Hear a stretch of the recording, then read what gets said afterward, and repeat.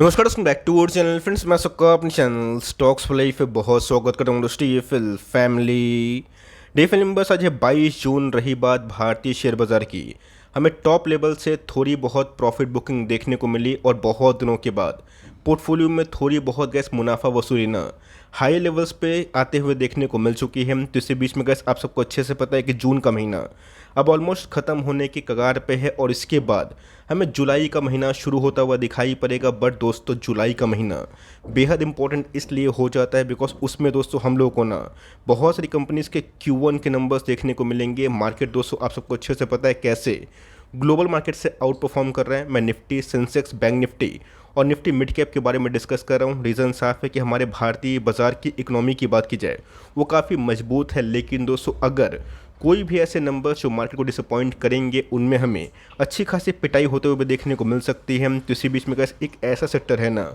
जो भारतीय जीडीपी को अच्छा खासा कंट्रीब्यूट करता है और उससे कंज्यूमर स्पेंडिंग बढ़ते हुए देखने को मिलती है, उसमें दोस्तों एक नेगेटिव न्यूज़ देखने को मिल रही है।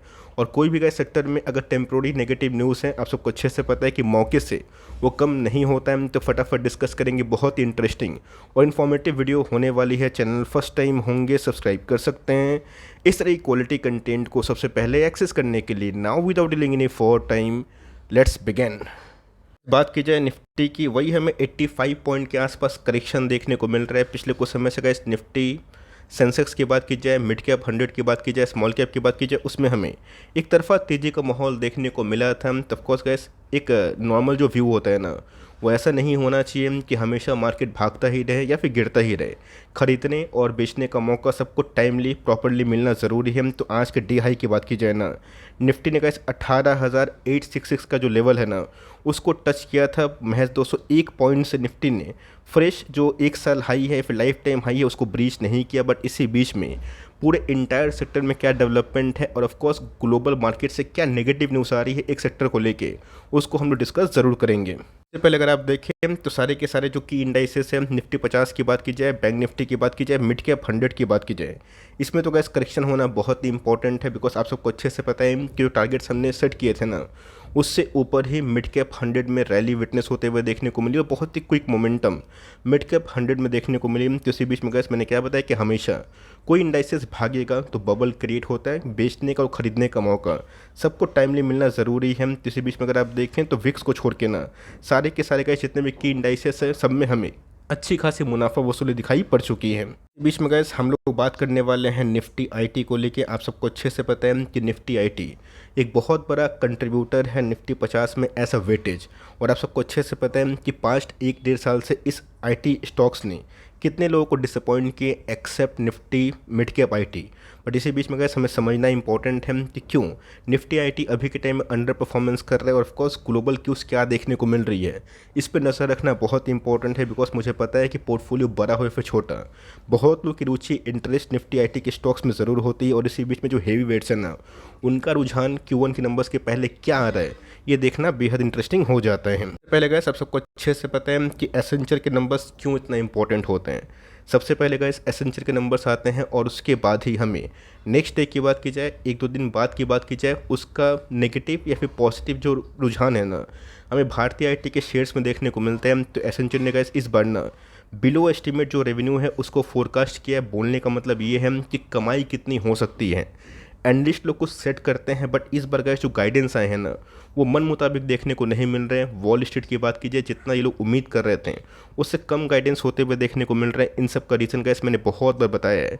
नहीं पता तो ऑफकोर्स वीडियो को पूरा सुन लीजिएगा बिकॉज यहाँ पे ना दोस्तों बहुत इंपॉर्टेंट की पॉइंट्स हैं जिसका पता होना टाइमली बेहद इंपॉर्टेंट हो जाता है। पहले गैस समझना बेहद इंपॉर्टेंट है जो थर्सडे का दिन और ऑफकोर्स जो एसेंचर के फोरकास्ट है ना फोर्थ क्वार्टर के, ये थोड़े से गड़बड़ देखने को मिल रहे हैं। जितना गैस आईटी स्टॉक को लेके बीच में हाइप हुआ था आप सबको अच्छे से पता है, बैंक निफ्टी कोलैप्स हुआ था।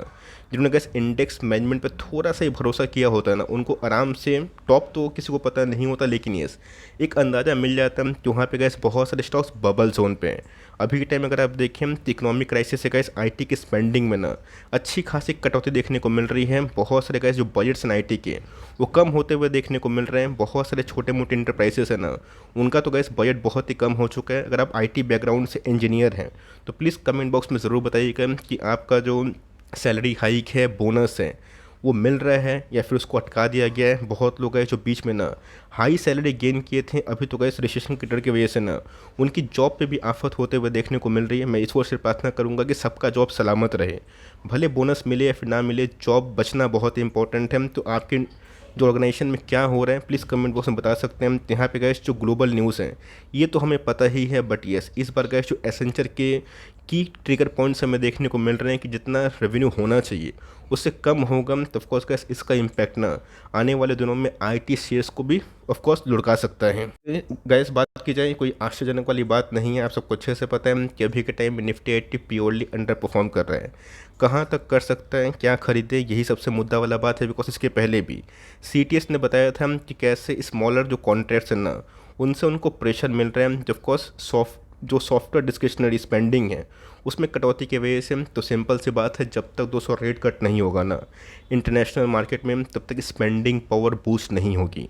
यस उससे एनबीएफसी को तो फ़ायदा होगा, लेकिन एनबीएफसी आपके हाथ में पैसे देंगे ना, आप छोटे मोटे दुकान में जाके कुछ ज़्यादा चीज़ परचेज करेंगे और उनका धंधा अच्छा चलेगा, वो बिज़नेस सही से करेंगे, तो ऑफकोर्स वो आईटी को कॉन्ट्रैक्ट्स देंगे। तो सारा चीज़ का अगर आप देखें तो रिपल इफेक्ट की तरह है कि अगर आप इसको छेड़छाड़ करेंगे ना दूसरी इकनॉमी ऑफकोर्स डिस्टर्ब हो जाएंगी। तो इसी के बीच में क्या समझना इंपॉर्टेंट है, क्या ये सिर्फ हमारे भारतीय बाजार के आईटी के लिए है, बिल्कुल नहीं।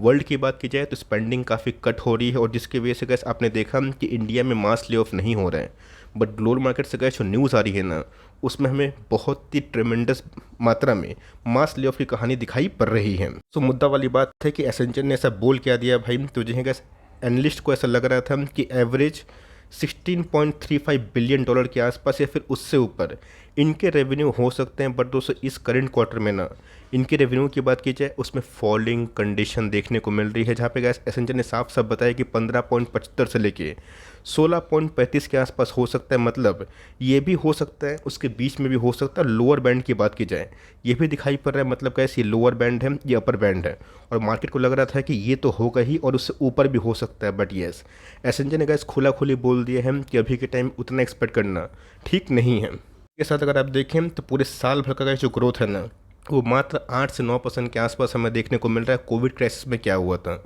लोग घर से काम कर रहे थे, ऑफकोर्स इनके बहुत सारे बजट्स बढ़ रहे थे और ऑफकोर्स कम भी हो रहे थे। सिंपल सी बात है दोस्तों, वर्क फ्रॉम होम से बहुत लोगों को फ़ायदा भी हुआ, ऑफकोर्स नुकसान भी हो रहा है। अभी के टाइम आप सबको अच्छे से पता है कि जो गाइस वर्क फ्रॉम होम कर रहे थे और सब कोई ना फ़ोन पे टैबलेट्स पे पूरा का पूरा टाइम स्पेंड कर रहे थे, जिसकी वजह से मेटा सहित गूगल माइक्रोसॉफ्ट ने ना बड़ा बड़ा कैपेक्स अनाउंस किया था जो अभी के टाइम ध्वस्त हुआ है। इवन गैस मार्क जुकरबर्ग ने उसको एडमिट भी किया कि वो बहुत ही हाईली ऑप्टिमिस्टिक हो गए थे कोविड के बाद कि ये ट्रेंड कंटिन्यू होगा, लेकिन जैसे ही वर्क फ्रॉम होम ख़त्म हुआ मार्केट की रुचि कुछ और देखने को मिल रही है। और ऑफकोर्स गैस जो एक समय ना गाइडेंस 15-20% के आसपास ईयरली रेवेन्यू के आसपास दावा कर रहे थे, वो गैस तो अभी के टाइम में डबल डिजिट के आसपास भी नहीं है। तो इसी की वजह से गैस पूरे के पूरे आईटी स्टॉक्स में ना अभी के टाइम ख़राब कंडीशन दिखाई पड़ रही है। बीच में अगर आप देखें तो इन्फोसिस में गैस वही कहानी है कि 1300 के आसपास जाते ही इसको थोड़ा सा प्रेशर का सामना करना पड़ता है। मैंने कैसे इसके पहले बताया कि इन्फोसिस अब मार्जिन ऑफ सेफ्टी के लेवल के आसपास आ चुका है। इसके फर्दर गिरावट होगी तो सुपर एमओएस मिलेगा। इसके पहले गैस मैंने फिबोनाची पैटर्न को ना पंच करके आपको बहुत सारे टॉप क्लास आईटी के बारे में बताया था। मैंने गैस उस समय भी ना आपको बताया था कि मिड कैप आईटी से इसको कंपेयर ना करें, जिसमें गैस केपीआईटी ने, परसिस्टेंट ने, अभी तो गैस हैप्पीएस्ट माइंड्स भी भागना शुरू कर दिया है, उन सब ने मार्केट को आउट परफॉर्मेंस किया है। रही बात बड़ी कंपनी की, आप सबको अच्छे से पता है कि बजट ड्रिवन स्टॉक्स हमें देखने को मिलती, कंपनी देखने को मिलती है। अब पीछे से इनके क्लाइंट्स बजट पास नहीं करेंगे, स्पेंड ज़्यादा नहीं करेंगे, आपको सैलरी कहाँ से देंगे, और ऑफकोर्स सैलरी आपको नहीं देंगे ना, मास ले ऑफ करेंगे तो इकोनॉमिक स्लो डाउन होगा, और जिसका इम्पैक्ट ना पूरा का पूरा आईटी स्टॉक्स झेल रहे हैं। बीच में गैस टीसीएस की बात की जाए, बाईबैक तो गैस जिस हिसाब से आया था 4000 के ऊपर 4500 के आसपास, लोगों को लगा था कि जल्द ही ये 5000 के आसपास क्रॉस करेगा, बट ऐसा कुछ हुआ नहीं। अभी के टाइम यस ये बहुत नहीं गिर रहे हैं, बट यस अगर गिरता है तो मेरे हिसाब से गैस लॉन्ग टर्म के लिए ना ये सब एक जेम कंपनी है जो कल भी सर्वाइव करी थी, आने वाले कल में भी सर्वाइव कर लेंगे। लोग विप्रो के बारे में डिस्कस करते हैं, विप्रो गैस खराब कंपनी नहीं है, बट यस मुझे गैस उसमें कुछ ग्रोथ, कुछ हाई फाई, बहुत ही क्लासी नहीं दिखाई पड़ती। एलटीआई माइंट्री की बात की जाए है तो गैस लार्ज कैप, लेकिन मिड कैप की तरह मजा देता है, और जिसकी वजह से अगर आप देखें इस कंपनी में कैसे ऐसा नहीं करेक्शन नहीं हुआ था, 4000 के आसपास भी आया था। और उसके बाद अगर आप देखें तो पूरे के पूरे आईटी स्टॉक्स में ना टॉप 4 टॉप 5 कंपनी में इसने का इस दूसरे आईटी स्टॉक्स को काफ़ी डोमिनेट किया है। मुद्दा है कि करना क्या है। देखिए दोस्तों, आपके पास कोई भी आईटी स्टॉक्स अगर आपने हाई लेवल्स पे लिया है ना, उसको कृपया लॉस में ना बेचे, टाइम देना पड़ेगा। एक समय जब एनपीए का इशू था, लोगों को लगा था कि ठीक होगा ही नहीं, मैं बैंकिंग स्टॉक्स के बारे में बात कर रहा हूँ। आज तो गैस एनपीए इतिहास हो गया और net interest margin life time high पे है और लोएस्ट जो एनपीए है ये पूरा डिकेड का मैं बोल रहा हूँ। तो इसी के बीच में गैस अभी के टाइम ख़राब है, तो नेगेटिव आर्टिकल्स और आपको अपडेट्स मिलेंगे। इससे आप पैनिक मत करिएगा, लेकिन ये थोड़ा सा अलर्ट रहिएगा, बिकॉज आईटी स्टॉक्स की बात की जाए तो वन डे के चार्ट में ना मेक और ब्रेक लेवल पे है। अगर ये इसको तोड़ता है वन डे के चार्ट में 200 का मूविंग एवरेज तोड़ता है ना, तो निचले भाव पे हमें खरीदारी का मौका मिल सकता है। दोस्तों, निचले भाव पे खरीदारी करने का मौका मिला अगर ये 28,000 का लेवल सस्टेन नहीं कर पाया इन केस, और फिर से कैसे हमें 26,000 के आसपास जो बड़ा गैप है ना, अगर इस लेवल पे खरीदारी करने का मौका मिलता है तो बहुत वेल एंड गुड की बात है। अब ऐसा नहीं कि 26,000 का लेवल आ ही जाएगा, 400-500 पॉइंट अप डाउन हो ही सकता है, लेकिन दोस्तों 200 का मूविंग एवरेज कितना बता रहा है, 24,772। इस लेवल पे आना दोस्तों बहुत ही टफ दिखाई पड़ रहा है, बट यस अगर सेलिंग होती है तो कुछ भी पॉसिबल है। ये लेवल तो क्या सुपर एमोस का लेवल है। अगर आईटी स्टॉक्स ना अगर इस लेवल पे आते हैं, मतलब मैं इंडेक्स की बात बोल रहा हूँ, तब समझ लीजिएगा दोस्तों कि बड़ी बड़ी कंपनी में और फॉल होगा। तो मैं थोड़ा सा वेट एंड वॉच करना है, Q1 के नंबर्स देखना है, उसके बाद गाइडेंस देखना है, उसके बाद ही डिसाइड करना है। ऑल दो गैस जितने भी निफ्टी आईटी कंपनी है ना, वो डिविडेंड के लिए अच्छी खासी मानी जाती है, बट मार्केट को ना ग्रोथ पसंद है। तो अभी के टाइम गैस ग्रोथ दिखाई नहीं पड़ रहा है, तो आने वाले कल में अगर चैलेंजेस भरा माहौल रहा और स्टॉक्स गिरे, क्योंकि कैसे ये न्यूज़ ना पहले से ही लोगों को पता थी, बट एसेंचर की जो न्यूज़ अभी आ रही है ये मार्केट के लिए नया है। देखते हैं कि रात में एसेंचर के शेयर्स में क्या डेवलपमेंट होती है, और ऑफकोर्स जितने भी एडीआर वाले स्टॉक्स हैं, आईटी स्टॉक्स जो कि यूएस में लिस्टेड हैं, उनमें क्या रुझान है। मेरा मानना है कि फर्दर गैस करेक्शन ना हर एक टाइम में अपॉर्चुनिटी होगी, तो मैं गैस ज़रूर फिर से वीडियो बनाऊंगा कि आउटकम क्या हो रहा है और कहाँ पे मौका बन रहा है। बट ये अगर आप आईटी स्टॉक्स में निवेश किए तो डरिए मत। ऑलरेडी ये गैस बहुत ही बीटन डाउन सेक्टर हो चुका है, और फर्दर गिरावट अगर होती है तो लॉन्ग टर्म इन्वेस्टर्स के लिए अपॉर्चुनिटी से कम नहीं है। तो अभी के टाइम जो टॉप 5 कंपनी है बड़े लार्ज कैप में, आप किसको लेके बुलिश हैं और किस में अपॉर्चुनिटी समझ रहे हैं, कमेंट बॉक्स में ड्रॉप करना अपनी व्यू को ना ना भूलें। तो गैस मिलते हैं जल्दी ही, तब तक के लिए bye. Thanks for listening friends, God bless you all.